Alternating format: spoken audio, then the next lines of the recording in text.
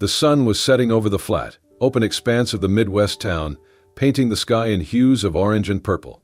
The Thompson household sat at the end of a dirt road, its paint peeling and windows clouded with years of wear. Inside, Sarah Thompson, a slender 20-year-old with tired eyes and calloused hands, worked at the kitchen table, sorting through a pile of overdue bills. Her mother's coughing echoed from the next room, a sound that had become a grim backdrop to their lives. "Sarah," her mother called weakly, "can you bring me some water?" Sarah jumped up, filling a glass from the tap before hurrying to her mother's bedside. Her mother, frail and pale, offered a weak smile. "You need to rest, Mom. I'll figure everything out," Sarah said softly, though the weight of her words felt like a lie. The sound of a car pulling up outside interrupted their quiet moment. Sarah glanced out the window and froze. A sleek black Cadillac rolled to a stop in front of their home. It was a stark contrast to the rusted pickup trucks that usually filled their neighborhood. "Who could that be?" her mother asked, her voice tinged with both curiosity and unease. Before Sarah could respond, the car door opened, and out stepped William Carter. Dressed in an impeccably tailored suit, his silver hair gleamed in the fading sunlight. His gait was slow but purposeful, exuding authority and confidence. Sarah stepped onto the porch, her brows furrowed as William approached. "Miss Thompson," William began, his deep voice calm yet commanding, "I've been made aware of your family situation." Sarah blinked, confused. "Excuse me? Who are you?" "My name is William Carter. I own several properties and businesses in this region," he explained, gesturing toward the Cadillac. "I came here with a proposal." Sarah folded her arms. "What kind of proposal?" William's gaze didn't waver. "I want you to marry me." For a moment, the world seemed to stand still. "Marry you?" Sarah repeated, her voice rising in disbelief. "You're serious?" "Dead serious," William replied, his tone steady. "You're a smart, capable young woman, and I have no doubt you'd make an excellent companion. In return, I'll ensure your family's financial security. Your mother will receive the best medical care, and your brother's education will be fully funded. It's a fair deal." Sarah stared at him, searching for any sign of humor or deceit, but his expression was unreadable. I need time to think about this," she stammered. "Of course," William said with a slight nod, "but I'll need your answer soon. Time is a luxury neither of us can afford." As he returned to his car and drove away, Sarah stood rooted on the porch, her mind racing. Later that night, as the house grew quiet, Sarah sat by the dim light of the kitchen lamp. Her mother's voice broke the silence. "Sarah," she called from the doorway, her frail frame leaning against the wooden frame for support. "What did he want?" Sarah hesitated, then relayed the proposal. Her mother's eyes widened in shock. "That's absurd," she exclaimed, but her voice weakened into a fit of coughs. Sarah rushed to her side, helping her into a chair. "Mama, listen," Sarah said, her voice trembling. "If I do this, you'll get the care you need. Danny won't have to drop out of college. Maybe this is our only chance." Tears welled up in her mother's eyes. "I don't want you to sacrifice your life for us. You deserve to find someone you love, to be happy." "I'm not happy now," Sarah said bitterly, wiping at her own tears. "At least this way I can help. Isn't that worth it?" Her mother didn't respond, her face etched with anguish. The following days were a blur of contemplation and whispered prayers. Sarah avoided eye contact with her neighbors, who had already begun gossiping about the young waitress and the rich old man. The decision weighed heavily on her, but as she heard her mother's coughing worsen and saw the stack of bills grow taller, she knew what she had to do. The morning of the wedding dawned clear and cold. Sarah stood in front of a small mirror in a borrowed bridal gown, the lace scratching against her skin. Her hands trembled as she adjusted the veil, her reflection staring back at her with wide, fearful eyes. In the quiet room, she whispered to herself, "Am I making the biggest mistake of my life?" A knock on the door startled her. It was her younger brother, Danny, his suit too big for his lanky frame. "Sarah, it's time," he said softly, his voice cracking with emotion. Sarah took a deep breath, forced a smile, and nodded. "Let's go." She walked out of the room toward a future cloaked in uncertainty. The sprawling mansion stood atop a secluded hill in upstate New York, its towering silhouette outlined against the gray sky. Sarah stepped out of the sleek black car, her small suitcase clutched tightly in her hand. The imposing structure loomed before her, its windows dark and uninviting. Inside, the grand foyer was as cold and unwelcoming as the exterior. Polished marble floors stretched beneath high ceilings, adorned with crystal chandeliers. Everything about the mansion screamed wealth, yet it felt devoid of warmth or life. Mary, the longtime housekeeper, greeted Sarah with a forced smile. A woman in her late 60s with a sharp gaze, she gestured for Sarah to follow her. "This will be your room, Mrs. Carter," Mary said, opening the door to a modest bedroom on the second floor. The room was well appointed but plain compared to the rest of the house. "Thank you, Mary," Sarah said, forcing a smile. "And please call me Sarah." Mary gave her a tight nod before turning to leave. Over her shoulder, she added, "If you need anything, the staff is here to help. But it's best not to ask too many questions." Sarah blinked, her smile faltering. "What do you mean by that?" Mary hesitated but didn't answer. Instead, she stepped out and closed the door behind her, leaving Sarah alone. Over the next few days, Sarah tried to settle into her new life, but the mansion's vastness and eerie silence made it difficult. William, now her husband, was either in his study or out of the house for hours at a time. Their interactions were cordial but distant, as if their marriage were little more than a business arrangement. One evening, Sarah mustered the courage to join him at dinner. The long dining table felt absurdly empty with just the two of them seated at opposite ends. "Do you always eat alone?" Sarah asked, her voice echoing slightly in the cavernous room. "Mostly," William replied without looking up from his plate. "I have a lot of work to attend to." Sarah pressed on. "And what kind of work keeps you out so late?" William's fork paused mid-air. His eyes flicked up to meet hers, cold and unreadable. "Business," he said curtly before returning to his meal. That night, Sarah lay awake in her bed, staring at the ornate ceiling. As the hours passed, a soft creaking sound broke the silence. It started faintly, like distant footsteps, then grew louder as if someone were walking down the hallway outside her room. She sat up, her heart racing. Sliding out of bed, she tiptoed to the door and opened it just a crack. The hallway was empty, bathed in dim moonlight. The sound had stopped. The following day, Sarah decided to explore the house. She wandered through room after room, each one grander than the last, but most were empty or locked. In the west wing, she came across a door unlike the others. It was heavily reinforced with a brass handle and no visible keyhole.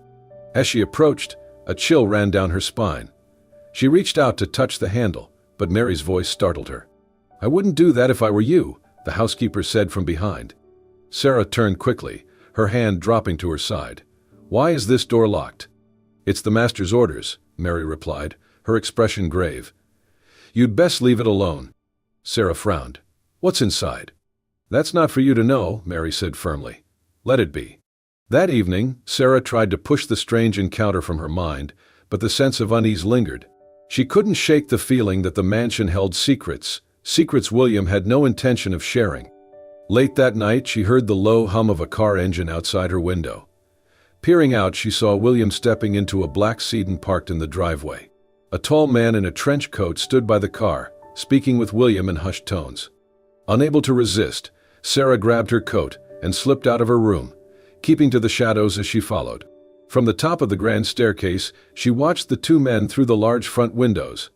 "Make sure she doesn't find out," William said, his voice sharp and commanding. Sarah's breath caught. Was he talking about her? What was he hiding? The car pulled away into the night, leaving Sarah standing alone in the darkness, her mind racing with questions she wasn't sure she wanted answered. The mansion was eerily silent as Sarah crept through the west wing.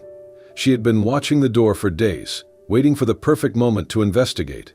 Tonight, for reasons she couldn't explain, it was unlocked. Her heart pounded as she stepped inside, the faint creak of the door echoing in the dark corridor. The room was dimly lit by a single, dusty chandelier. Shelves lined the walls, filled with old books, documents, and framed photographs. On a large mahogany desk in the center of the room, a stack of yellowed papers sat beside an ornate fountain pen.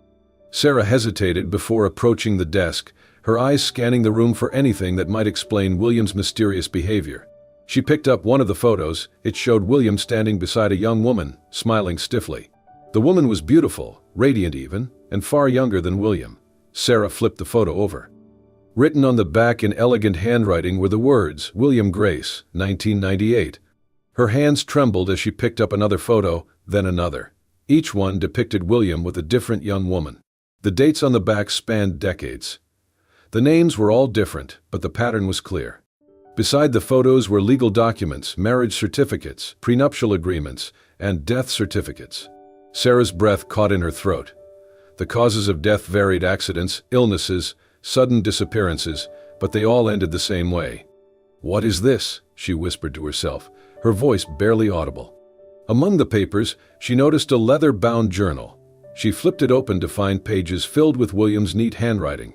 The entries detailed his relationships with these women, starting with how he'd charmed them and gained their trust. The later entries turned darker, describing how he'd isolated them, controlled them, and eventually discarded them. Sarah's stomach churned as she read a chilling sentence: "They always think they can leave. They don't realize they're mine until it's too late." A sudden noise outside the door made Sarah jump. She quickly slipped the journal into her bag and scanned the room for a place to hide. But before she could move, the door swung open, and there stood William. His face was a mask of cold fury. "What are you doing in here?" he demanded, his voice low and dangerous. Sarah clutched her bag tightly, trying to steady her voice. I got lost. I didn't mean to intrude." William stepped inside, closing the door behind him. His eyes bore into hers, his expression unreadable. "This room is off limits," he said, his tone ice cold. "I made that very clear." Sarah swallowed hard. "I just wanted to understand why so many rooms are locked. Why you never talk about your past." "You don't need to understand," William snapped. "You only need to follow the rules." Trembling, Sarah mustered the courage to confront him. "What happened to them, William? Your previous wives, where are they? Why are there no records of them after they married you?" William's jaw tightened. "That's none of your concern. Drop this, Sarah. For your own good." But Sarah refused to back down. "I deserve to know the truth. Am I just another one of your projects? Someone you'll toss aside when you're done?" For a moment, William's face softened, as if he were about to explain. But then his cold mask returned. "You're my wife now. That's all that matters. Don't make me regret my generosity." His words sent a shiver down Sarah's spine. She realized she was in far deeper danger than she'd imagined. William wasn't just a controlling man with secrets, he was a predator. Feigning submission, Sarah nodded. "I'm sorry. I shouldn't have pried." William studied her for a moment before stepping aside. "Good. Now get out of here and stay out." Sarah hurried past him, clutching her bag tightly.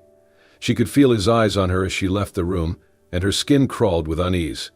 Back in her bedroom, she locked the door and sat on the edge of the bed, pulling the journal from her bag. Her hands trembled as she flipped through the pages, reading more of William's disturbing entries. The journal described not just the manipulation but also the elaborate lies and cover-ups he'd used to ensure no one suspected him of foul play. One phrase stood out, written in bold letters across an entire page: "They think they can escape, but they never do." Sarah's chest tightened. She knew she had to get out of the mansion, but William was always watching. The staff seemed loyal to him, and the house was surrounded by high walls and security cameras. A knock on her door startled her, and she quickly hid the journal under her pillow. "Mrs. Carter?" Mary's voice called softly. "Are you all right?" "Yes," Sarah replied, her voice shaking. "I'm fine." Mary lingered for a moment before walking away. Sarah waited until she was sure the house was quiet before pulling the journal out again. She began to formulate a plan, but her thoughts were interrupted by the sound of footsteps in the hallway. They stopped just outside her door. Sarah froze, holding her breath as the doorknob rattled. "Sarah," William's voice called, low and menacing. "Are you awake?" She didn't answer. The doorknob stopped moving, and after a long pause, the footsteps retreated. Tears welled in Sarah's eyes as she realized the full extent of her situation. She was trapped in a house with a man who had every intention of making her his next victim. But she wasn't going to let that happen. Clutching the journal to her chest, she whispered to herself, "I will get out of here, no matter what it takes." The atmosphere in the mansion grew colder with each passing day, and Sarah's unease deepened. She confided in Mary, the housekeeper, whose kindness and silent strength had become her only source of comfort. One afternoon, as Sarah dried dishes in the vast kitchen, she whispered, "Mary, something isn't right here. I found things in that locked room. I don't think I'm safe." Mary paused, her expression grim. She glanced around the room to ensure they were alone. "I've worked for Mr. Carter for over 20 years, she said quietly. "I've seen things I can't explain. Things I wish I hadn't seen." Sarah leaned closer, her voice urgent. "Why stay? Why not leave?" Mary shook her head. "You don't understand. He has ways of keeping people silent. I've seen staff disappear overnight for asking too many questions. But you're different, Sarah. You're his wife. If anyone can get out, it's you." Sarah's heart raced. "Then help me, please." Mary hesitated before nodding. "I'll do what I can." Over the next few days, Sarah began meticulously observing William's habits. She noted when he left for his late-night outings and when the security cameras rotated. She memorized the guards' schedules and the layout of the sprawling estate. To maintain the illusion of compliance, she played the role of the dutiful wife. At breakfast, she smiled politely, serving William coffee. She complimented his suits and pretended to listen attentively to his stories about business deals. Inside, every interaction felt like a betrayal to herself, but she knew it was the only way to buy time. One evening, while wandering the mansion under the guise of getting to know her new home, Sarah stumbled upon the basement door. It was slightly ajar. Curious but cautious, she slipped inside. The air was damp, and the faint smell of mildew hung in the air. As she descended the creaky stairs, the dim light from her phone revealed rows of old wine barrels and dusty storage crates. Her eyes landed on a peculiar section of the wall, a seam barely visible, as though it concealed something. She pressed against the wall, and to her shock, it swung open with a low groan, revealing a dark passageway. That night, Sarah lay awake, her thoughts racing. The discovery of the passageway felt like a lifeline, but she knew she couldn't act impulsively. She needed a solid plan, and above all, she needed proof of William's crimes to protect herself once she escaped. Her resolve hardened when she overheard William's late-night phone call. Standing just outside his study, she heard his deep voice through the crack in the door. "Transfer everything before she gets suspicious," he said, his tone clipped and urgent. "Time is running out." Sarah's blood ran cold. Was he talking about her? Was he planning to take everything she owned, or worse? The next morning, Mary approached her in the garden. "I have something to show you," she said, her voice barely above a whisper. In Mary's room, hidden under a loose floorboard, were old letters and documents. They confirmed Sarah's suspicions. William had indeed been involved in the disappearances of his previous wives. "They all tried to leave," Mary said, tears brimming in her eyes, "and none of them made it." With Mary's help, Sarah devised her escape plan. They agreed she would wait until William left for one of his late-night meetings. Mary would create a distraction for the guards, while Sarah used the secret passageway to flee the estate. "I'll leave the journal with the police," Sarah said. "They need to know the truth." Mary grasped Sarah's hand. "Promise me you'll get out of here. Don't look back." Sarah nodded, her determination outweighing her fear. The night arrived. William kissed Sarah's hand at dinner, his cold smile sending a shiver down her spine. "Don't wait up for me," he said, his voice dripping with false affection. As soon as he left, Sarah and Mary sprang into action. Mary feigned an argument with a guard near the front gate, drawing his attention away from the security cameras. Clutching the journal and a small bag of essentials, Sarah slipped into the basement. She found the passageway and ducked inside, her heart pounding as the hidden door closed behind her. The tunnel was narrow and damp, with faint light filtering through cracks in the ceiling. Each step felt like a gamble, the fear of being caught pressing against her like a weight. Suddenly, a noise echoed from behind her, footsteps, heavy and deliberate. Sarah froze, her breath hitching. She turned off her flashlight and pressed herself against the wall, straining to hear. The footsteps grew louder, and a familiar voice called out, "Sarah, you can't run from me." It was William. Sarah's pulse thundered as she gripped the journal tightly. "I have to keep moving," she whispered to herself, summoning every ounce of courage. She darted deeper into the tunnel, William's voice following her like a shadow. The estate was eerily silent as Sarah prepared for her escape. She waited in her room, her bag packed with essentials and the damning journal tucked safely inside. Her heart pounded with each tick of the grandfather clock in the hall. When she heard William's car pull away, she sprang into action. Descending into the basement, Sarah moved quickly to the hidden passageway. The air was damp, and the narrow tunnel seemed to stretch endlessly into the darkness. Her flashlight flickered, casting long, wavering shadows against the stone walls. As she approached the exit, she heard faint voices echoing behind her. Panic surged through her. "They know," she whispered to herself. Tightening her grip on the journal, she quickened her pace, her footsteps muffled by the dirt floor. The voices grew louder, accompanied by the sound of heavy boots on stone. "Find her." William's voice rang out, cold and furious. Sarah's breath came in shallow gasps as she reached the exit, a rusted metal door that creaked loudly as she pushed it open. The sound echoed through the tunnel like a scream, spurring the men behind her to move faster. Emerging into the forest, she sprinted through the underbrush, branches scratching at her arms and face. The night was pitch black, and the only light came from the faint glow of the moon. Behind her, flashlights bobbed as William's men fanned out, their shouts growing closer. "She can't have gone far," one yelled. Sarah's lungs burned as she pushed herself to keep running. She clutched the journal tightly, knowing it was her only weapon against William. Just as Sarah's strength began to wane, she spotted headlights through the trees. A car was approaching on a nearby road. She stumbled toward it, waving her arms frantically. "Help, please, stop." The car screeched to a halt, and the driver, a man in his early 30s with sharp eyes and a determined expression, jumped out. "Are you Sarah?" he asked, urgency in his voice. "Yes," she gasped. "How do you know me?" "I'm James Carter, an investigative journalist. I've been tracking William Carter for years. Get in, we don't have much time."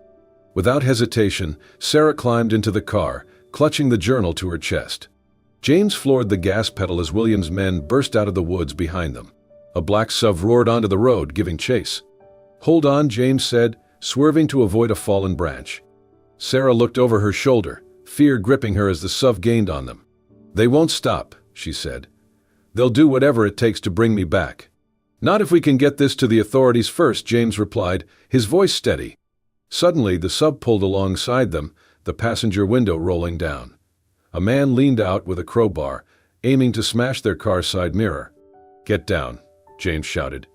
Sarah ducked as the mirror shattered. James swerved sharply, forcing the SUV to veer off the road and into a ditch. The forest thinned as the car sped toward the city. Sarah's hands trembled as she opened the journal and flipped through its pages. "This is everything," she said. "Names, dates, even details about how he silenced his previous wives. It's all here." James nodded, glancing at her. "With this and the information I've gathered, we can finally bring him down. But we have to act fast. He won't let this go easily." As they approached the outskirts of the city, Sarah's phone buzzed. It was a message from an unknown number. "You think you've won? This isn't over." Her blood ran cold. She showed the message to James, who tightened his grip on the steering wheel. "He's desperate," James said. "That makes him dangerous. But don't worry, we have the truth on our side." Sarah nodded, determination flickering in her eyes. "Then, let's end this." The day William Carter was brought to justice was one Sarah would never forget. Standing beside James in the courthouse, she watched as the man who once held her life in his grip was sentenced. The courtroom buzzed as the judge listed William's crimes, fraud, coercion, and suspected involvement in multiple disappearances. Sarah clutched the journal tightly, its damning evidence now an essential piece of the case. The weight of her journey settled over her, but for the first time in months, she felt lighter. Justice had been served. The media erupted with news of William's arrest. Headlines labeled him a tycoon-turned-predator, exposing the layers of deceit and manipulation he had woven over decades. Victims' families came forward, thanking Sarah and James for their bravery in shining a light on the truth. As part of a court settlement, William's estate was liquidated to fund a compensation program for his victims and their families. Sarah, one of the primary claimants, received a portion of the settlement. For Sarah, the money was a lifeline. She used it to pay off her mother's medical debts and ensure her younger brother could complete his college education. The relief in their eyes was more valuable to her than any dollar amount. Back in her small hometown, Sarah found solace in rebuilding her life. With James's encouragement, she opened a community center focused on supporting women in crisis. She named it New Beginnings, a tribute to her own journey of survival and renewal. The center quickly became a haven for others. Sarah shared her story openly, inspiring women to reclaim their lives and trust their instincts. "Your past doesn't define you," Sarah would say. "Your courage to change does." As Sarah dedicated herself to helping others, her bond with James deepened. What began as a partnership in justice evolved into a genuine connection. James admired Sarah's resilience and her ability to find light even in the darkest moments. Sarah, in turn, was drawn to his unwavering support and determination to right the wrongs they had uncovered. Over time, their late-night planning sessions turned into dinners filled with laughter, shared dreams, and stolen glances. One year after their harrowing escape, James invited Sarah to a quiet park just outside her hometown, the same place where he had first picked her up that fateful night. As the sun set, James led Sarah to a small bench overlooking a serene lake. With a nervous smile, he pulled a simple yet elegant ring from his pocket. "Sarah," he began, his voice steady but full of emotion, "you've shown me what real courage looks like. You've taught me that even the most broken paths can lead to something beautiful. Will you let me stand by your side forever?" Tears welled in Sarah's eyes as she nodded, her voice steady. "Yes, but no locked doors in our house." They both laughed, the moment filled with relief and joy. Their wedding was a modest but heartfelt celebration, held in Sarah's hometown. The community that had rallied behind her gathered to witness her new beginning. The ceremony took place in the garden of the community center, surrounded by blooming flowers and the women whose lives Sarah had touched. Sarah wore a simple white dress, her smile brighter than ever. As she and James exchanged vows, there wasn't a dry eye in the crowd. In her speech, Sarah reflected on her journey. "Sometimes life takes you through darkness to show you the value of light. I wouldn't be here today without the people who believed in me, and for that, I am forever grateful." This isn't just the end of a chapter, it's the start of a whole new story. As they danced under strings of twinkling lights, James whispered, "You didn't just survive, Sarah, you thrived. And I'm so proud to be part of your story." Sarah leaned her head on his shoulder, smiling. "And I'm glad you were there to help me write it." Thank you for joining us on Sarah's incredible journey, a tale of resilience, justice, and the power of love to heal even the deepest scars. From a life of fear to one of purpose and joy, Sarah's story reminds us all that courage and determination can light the way through the darkest of times. If this story touched your heart, don't forget to like and share it with others who might find inspiration in Sarah's strength. And remember, this is just one of many heartfelt stories we bring to you. Subscribe to Soul-Stirring Stories and turn on notifications so you never miss another tale that uplifts, inspires, and reminds you of the beauty of the human spirit. Until next time, take care, stay strong, and always believe in new beginnings. See you in the next story.